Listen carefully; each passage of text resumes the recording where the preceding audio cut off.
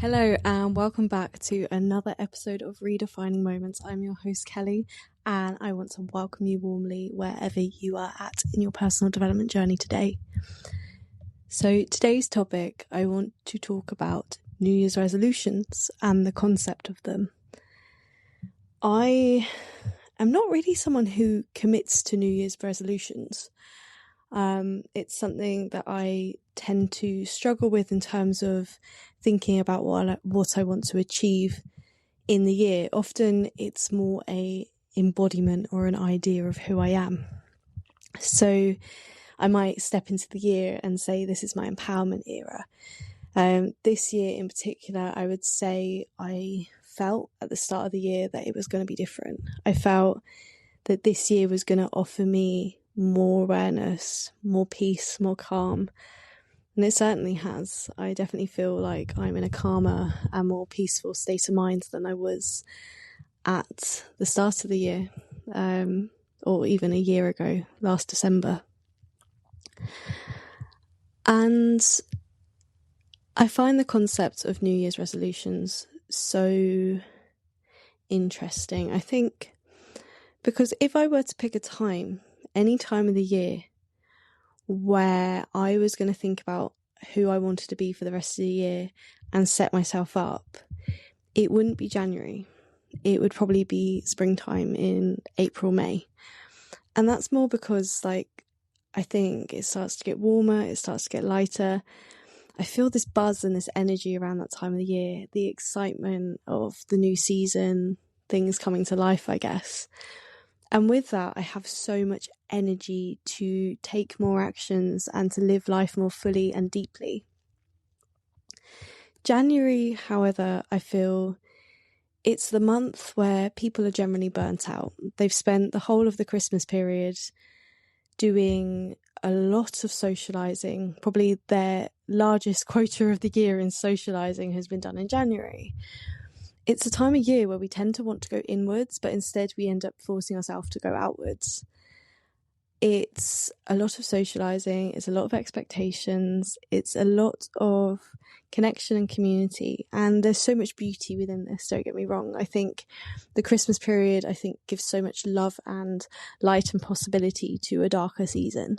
I was thinking about this the other day, about Christmas lights, and how just there's something about fairy lights, about walking around the streets and just seeing not just the effort people have put into their houses to make it magical, but there's something about the lights that just give this sense of hope and possibility and joy. And I find January is often a withdrawal of that joy. It's, a lot of us are waiting to be paid because we've probably overspent. A lot of us are just exhausted and tired. And for me, January is also, for me, it's a time of possibility just because it's my ski trip. In January, I go skiing.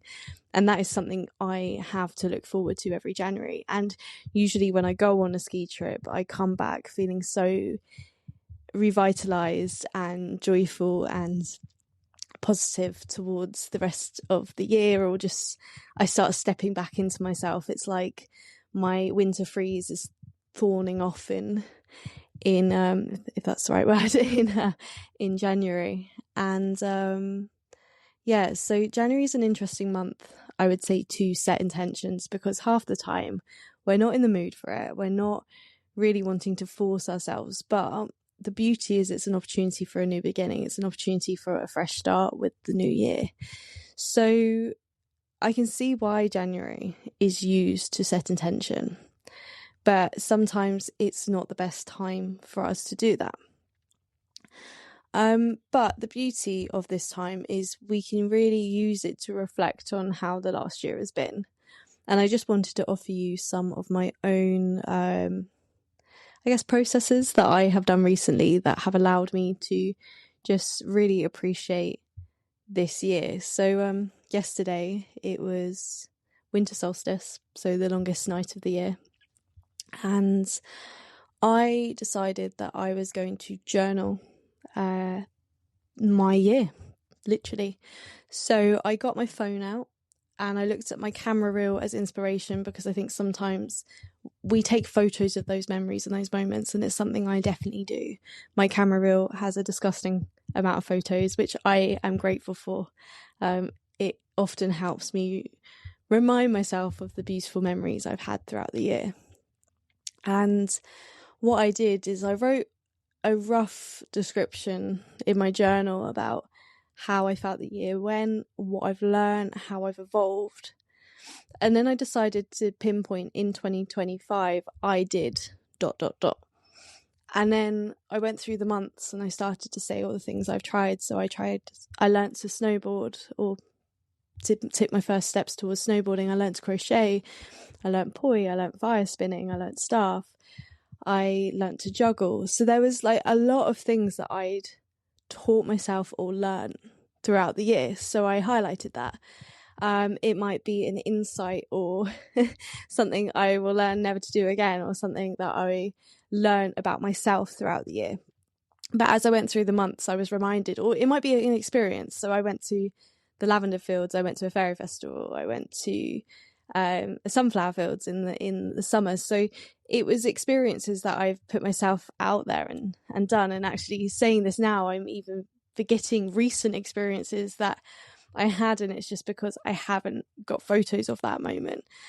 But it's really beautiful giving yourself the opportunity to look back at the year and what it was for you. Like, what were the things that you really enjoyed? So for me, community was a strong part of this year. It was finding security, stability in the life and the people I had around me. This year, me and my friends started our own life drawing group, because we all wanted to go to classes, but it was costing us too much. So what we started doing was coming together with nutritious food. Like, we all made something and contributed something, and it was all healthy food. So we all brought good food, and then we would draw each other. And then the other day we did it where we made fabric wreaths. So it's not just about the life drawing, but it was just about coming together. It was a group of like-minded women who share in, we all get on, we all share in each other's own experiences and own journey. So a lot of my year has been about like community and finding a stronger connection to those in my life, but also a deeper and greater appreciation as a result of that. I learned a lot about relationships this year. I learned a lot about my own personal experience with relationships. I learned to communicate more strongly from an authentic place. I also noticed where I was avoiding communication or where I was struggling to communicate. And as a result, I think it's given me a deeper understanding of what truths I was denying within myself, and what I was allowing myself to like push down and ignore. And as a result of that, I now have a deeper awareness of what I do actually want from a partner and what I do want from life. And I'm extremely grateful for that. But the interesting thing about going through the photo reel was that there were moments of joy and gratitude and a deep sense of appreciation of who I've been and who I've become, and just the moments I've shared with the people I love in my life, and the days down the beach. I spent a lot of days down the beach this year, the days out in nature, the days exploring what my body was able to do. So through snowboarding, through headstands, through just trying different activities like pole dancing. I tried that this year. Whether it's dancing, I've tried so many things and I've put myself out there. And I was able to see that, but I was also able to grieve some of the things I hadn't fully grieved either. I was able to come from a calm place, a healed place, and look back at the parts of my life that I've had to let go of, but I still miss, and have a great depth of appreciation for. So it doesn't mean that I want those things back, but I was able to give gratitude to those moments in my life and really value what it offered me, but also what it showed me about myself. And yeah, it was really good looking back on this past year from a place of gratitude. And when I got to the end of the camera reel, I then wrote 2025 a letter. I told it what I was grateful for. in cases if you've had more challenging moments or moments you don't want to relive again, you can thank the year for giving you those moments, but also write about how you wish the following year, how you will not experience them again, or how you will challenge to tackle those situations differently. So what I would say is, like, be flexible with how you approach something like this, but it's a really nice activity to just give gratitude and appreciation to who you are and who you've become. And even thinking about like questions like, what have you learned from your happiest moments in the year? What have you learned from your most difficult moments in the year? What joys or collateral beauty can you take from the difficult moments? Who have you got closer to this year? Who do you want to tell or share your appreciation with as a result of the impact they have made on your life this year? So it's just looking back and kind of saying, okay, what is it I want to expand on in myself in the following year? What is it I want to know more of in the following year? What is it I want to challenge myself with in the following year? And just ask yourself these questions and build on it. What are my non-negotiables? What is my dream year? What would that look like? And what's my average year? What would my average year look like? So you know what the success is regardless. If your average year is literally just getting to the end and surviving it, then you've won. If it's just giving yourself the chance to go out into the world and just do your job really well, give love and kindness to others, then you've won. So give yourself the opportunity to like explore what it would mean to have a good year, and be realistic about this as well, because a year will bring you pain. A year will bring you suffering at certain points. A good year can be one of the most challenging years of your life, but also the most insightful and the most rewarding. So it could be that you've either faced a challenge, or you're choosing to face a challenge, or you're choosing to finally go to therapy or look deeper into yourself, or go for the next level of promotion in your work. So you might be choosing to challenge yourself, but what would be success? What would be good about that? What would be beautiful about that? What would be the most ideal outcome if you could possibly have it?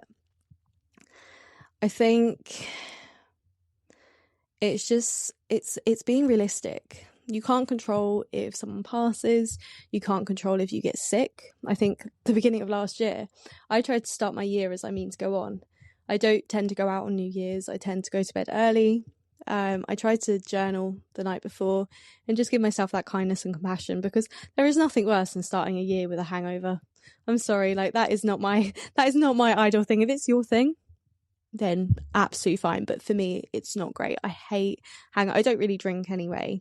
So for me, like, to start a new year in forced social situations and with a hangover is not really my idea of a good time. So the best year I ever had was when I was actually working the next day and I had to go to bed early. So I've tried to incorporate that into every single year. And there might be a year where I do my art group with my friends. Like, I think that would be a really nice way to start the new year. But I just like to have rest and feel rested and feel like I'm starting the year as I mean to go on. And then what I tend to do is on New Year's Day, I go for a walk. But last year on the 2nd of January, or this year, sorry, not last year, because we're still in 2025. On the 2nd of January, I ended up getting that horrible virus and flu that was going around, and I ended up sick for like 2 weeks. But I knew this year was going to be different. And when I was sick, rather than hating myself for being sick or being so angry that I couldn't be doing more with my new year, or I just took it as an opportunity to like rest and enjoy some movies and look after myself and just let whatever needed to pass through me. Like, I knew it was temporary. I knew that I would get better eventually. It did take 2 weeks. And then I went skiing for a week, and then I got sick at the end of skiing. I'm glad I had that little break of skiing, but I caught something while I was skiing, and then I was sick until the end of January. So most of last January I wasn't very well, but it also gave me a new lease of life when I was able to like go out into the world again and be like, yeah, life's amazing. I'm better now. I'm feeling whole in myself.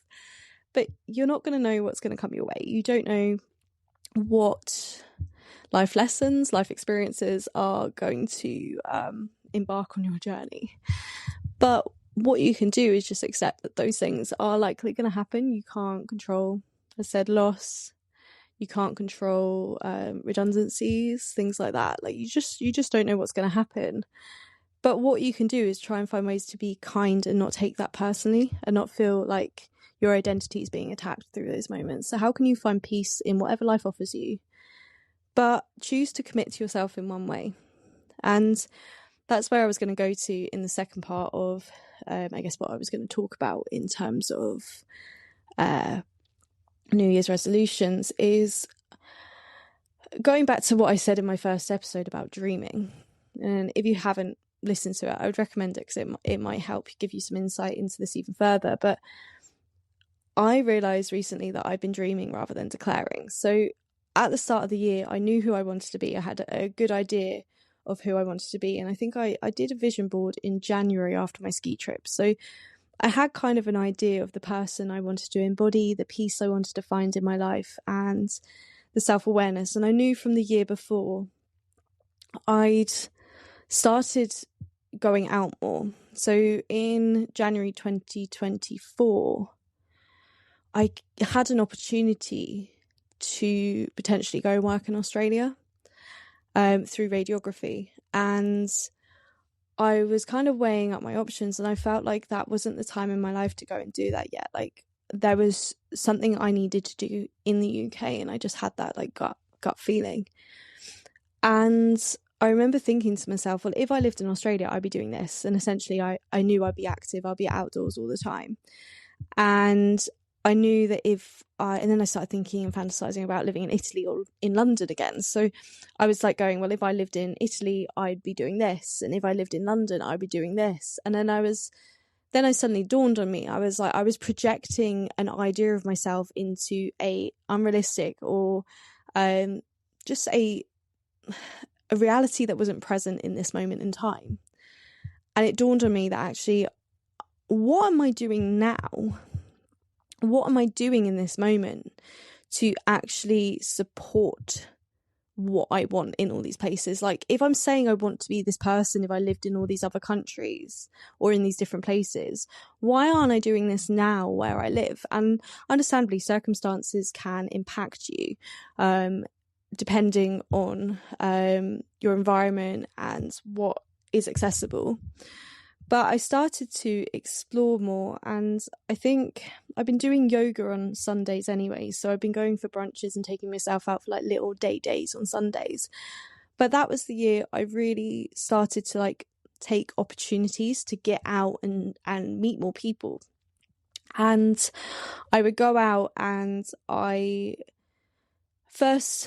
think there was something called Salsa Girls that I'd come across, which is something local to me. And it was a locally run group where women could make connections and make friends, and also it was activities that allowed you to meet people. So I started to do more things like that, where I would get out and I would make opportunities to meet more connections, and through this I got more opportunities to get out and do more and experience more. And then I really wanted to go to an Irish night, and I ended up going by myself because I wanted to go. And I ended up bumping into someone from a bar that I knew there and meeting new people. And that's kind of where things started to escalate for me, because I was putting myself in experiences where I was able to just get out and live life and experience life. And that led to me running my own events for single people for a bit. And then it led to me quitting my job and going to Italy for 8 weeks. But I wouldn't have expected that to happen that year. Like the last 3 years of my life, I've really started to live it.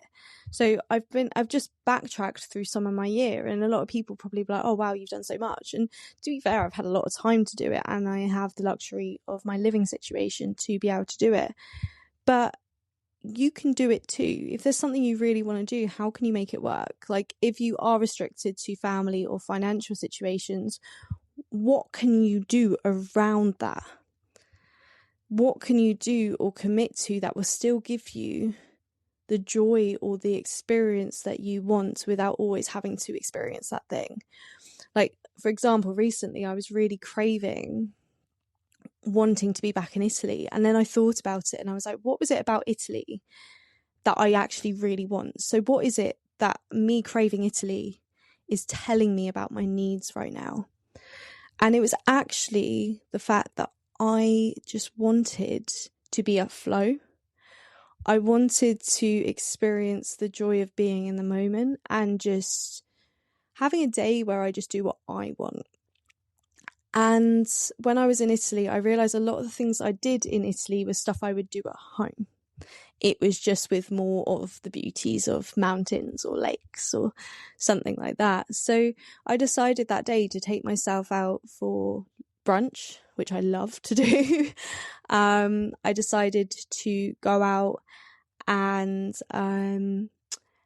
I then took my paintings. So I did some paintings while I had brunch. I spoke to people and just ended up having really nice interactions with people. I listened to music.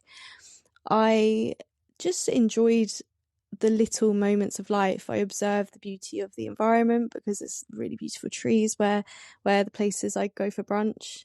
And then I decided to just go and dance in a field somewhere and enjoy my alone time and listen to the music and really feel into it, because there was a lot of emotions I also needed to work through.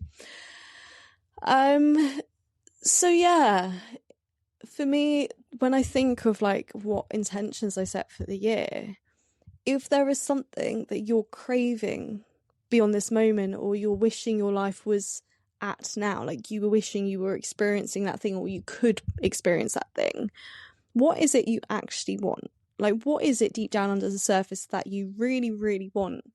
Is it actually you need a holiday, or is it you just want more time for yourself?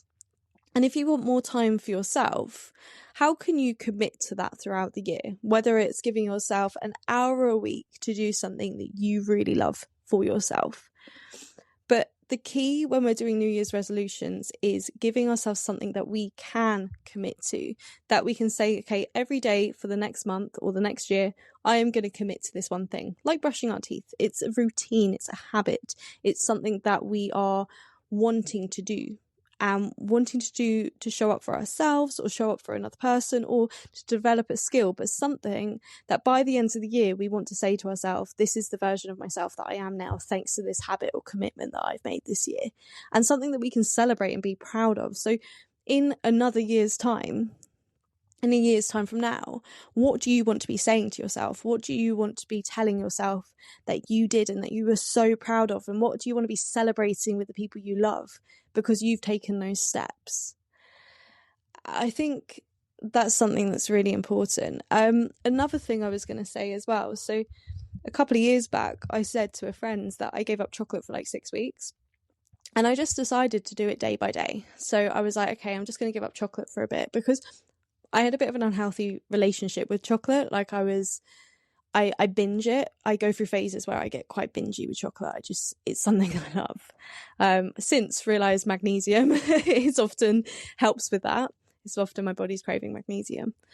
But what I learned is sometimes it's just choosing to commit and then choosing to commit the following day and the following day and the following day. And I think sometimes we look at a whole year and we put a lot of pressure on ourselves to achieve that commitment. But one of my friends, instead of doing a full New Year's resolution, she gave herself a month at a time giving up something. So she'll do a month of giving up crisps, a month of giving up chocolate, a month of giving up or focusing on something in particular. And as a result, I actually saw more commitment to her. And I think it also showed her that she was capable of sticking to those commitments as well. And that's what I've found in myself. Like sometimes it is just giving yourself a break from something or just showing and proving to yourself that you're able to do something. This is why 30-day challenges are really good. So I do my 30-day yoga challenges at the moment. I'm building on that. But also I don't commit to it every day, but that's also because I do yoga on a Sunday and sometimes my body just generally needs a break. So it's committing, but being in tune to your needs as well and the needs around you.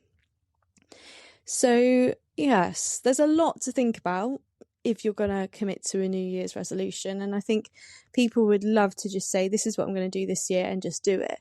But often we find excuses, often we find workarounds to not commit to that goal. So how can you just commit the first week? How can you commit the second week? Day by day, moment to moment, rather than looking at the whole year. Because if I look back on my year, I knew that I wanted to find peace and clarity, and I knew this year was going to help me find a deeper understanding and depth for myself, but I didn't quite understand how. I didn't know what opportunities I was going to see and experience this year. But it's not until I looked back that I was able to see and learn a lot of who I've become, and be grateful for that version of me, be grateful for what the year's offered me. But also to look forward and think, wow, if this year's offered me so much in such a short space of time, what is the next year going to offer me? And then when I collectively look back over my life after 10 years, it's had difficulties, it's had challenges, it's had loss, it's had pain, it's had heartbreak, whatever you want to call it. But at the same time, it's also offered me such a deep sense of self-understanding and love and happiness and joy in my life. We are more complex than we think, and we have a deeper sense and range of emotions and experiences throughout a year. But we can choose how we summarize the year. We can choose what we want to take from it, what we want to be inspired by, who we want to be inspired by. So just take a moment to think about what's inspired you this year. Who do you aspire to be? What is it that you are grateful for, deeply grateful for, within yourself, within your community, within your connections, within your environment, within your work, whatever it may be. But just give yourself the time and the space to just truly look back with gratitude, with appreciation. Allow yourself to give love and kindness to the things that you're not taking into 2026 or the following year with you. So give gratitude to what it was for you, and also grieve the loss, or allow yourself to miss whatever it was that you're not taking with you. And just give yourself a moment to just find peace within all that. We don't have to know how the following year goes. We don't have to force ourselves into being something or doing something. We can just go in the year and see what opportunities come our way, what we're open to, what we're willing to learn. But the thing I find is often thinking about who is it you want to be this year? What is it you want to learn about yourself this year? And from that space, that's when you open up the opportunities. That's when you discover so much more about yourself, because you've chosen to look more deeply into a certain area of your life. So last year for me was my empowerment era. That was the year I chose to be empowered. I chose to go out into the world and focus on my empowerment, to try more, to do more, to be more. This year's been a combination of, I guess, learning, and I would say my ability to find solutions in most situations now is amazing, because I've given myself so many opportunities where I've been able to explore the depth and understanding of myself, and to be able to learn and evolve and know that I'm capable of it. And also the confidence I've gained as a result of that. I can be in most situations and I'm like, I'm safe, I'm secure, I'm grounded, I'm exactly where I need to be, and other people's projections don't really impact me in that moment, as long as I feel secure in myself and I feel grounded in myself. So this year's very much been about finding that peace, finding that grounding, and also being open to exploring beyond my own awareness, my own abilities, my own understanding. And next year I'm hoping to, I guess, it be the catalyst of the last couple of years. Like, next year I want it to be my playing big era, going out into the world and playing bigger, and not being afraid to play small, or to request, or to ask for what I want in life, and just go out and try. And we'll see what happens. But that's kind of, it's also, I think for me as well, something I'm discovering is wanting to give love, wanting to give more kindness, wanting to be an inspiration or light or something positive in those who I interact with. So there's two things I'm going into next year with. It's playing big. It's all to do with that energy, all to do with that love, all to do with that enthusiasm, being people's cheerleaders, being an inspiration, being a light, being a positivity. And that's how I'm choosing to go into 2026. And with that, I'll see what opportunities come my way. And I probably will clarify and understand what that is at a deeper level. But this year I'm looking forward to it. I'm excited, and I'm looking back at this year in absolute awe, and I'm really curious to see what is going to happen over the next year, and seeing what that teaches me about myself, seeing who I have become by the end of next year. If the year is kind enough to give me another year, we'll see. And I know I'm only 30 and saying that, but I think another thing is just being so grateful that we have actually had the opportunity to experience another year of life. And if we get to experience another year, how do we want to live it as the best version of ourselves if we possibly can? How can we have another year of practicing being human? So I'm going to leave you at that. I'm going to wish you the most beautiful year ahead with love, kindness, and opportunity. And you don't have to have it all figured out now. This is the beauty. This year's felt like 3 years in one. And it's also gone so incredibly quick. But the beauty is we can choose whether we want to go out and be a wiser, kinder, more compassionate, more confident version of ourselves this year. Or we can choose to either stay the same, or we can choose to go backwards. And that is a sum of who we show up as every single day. So who do you wish to be next year? Who do you commit to? Even if it's just an idea or a complex of who you could be, and commit to that. And try to give yourself the opportunity to remind yourself of that, because my vision board on the back of my iPad occasionally reminds me that how can I use today to practice being human? But give your way of reminding you who you want to be this year. And if that changes as well because of your experiences, your encounters, and your opportunities, then that's okay too, because that's just a part of life and we're constantly evolving. So as I said, I wish you the most happiest, healthy, and positive new year. I hope it gives you the opportunities to learn yourself, to give yourself more kindness, compassion, and give the world more kindness and compassion in return. And I look forward to hopefully following you on your journey and having you alongside me on my journey.